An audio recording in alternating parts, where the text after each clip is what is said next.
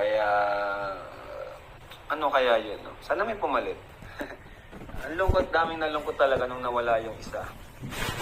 Si Kuya Bal nga hanggang ngayon di siya makamove on eh. Kaya siya ganon.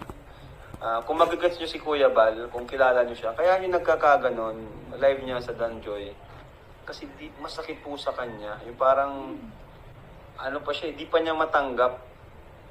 Kumbaga, anong tawag doon? Nasa, ano yun, in denial stage pa siya, di ba?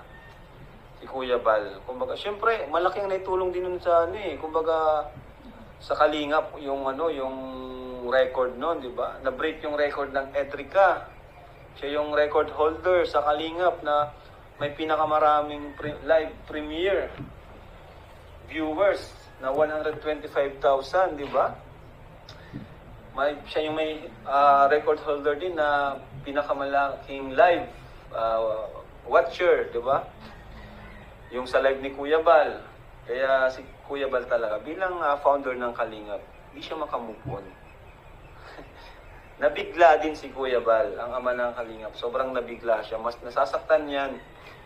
Kaya kung maisip niya, talagang pag nagla-live siya, parang yun pa rin eh. Danjoy pa rin ang nasa isip niya eh. Kaya, yun, intindihin nyo na lang si Kuya Bal. Yan ay ano lang, hindi lang nakamove.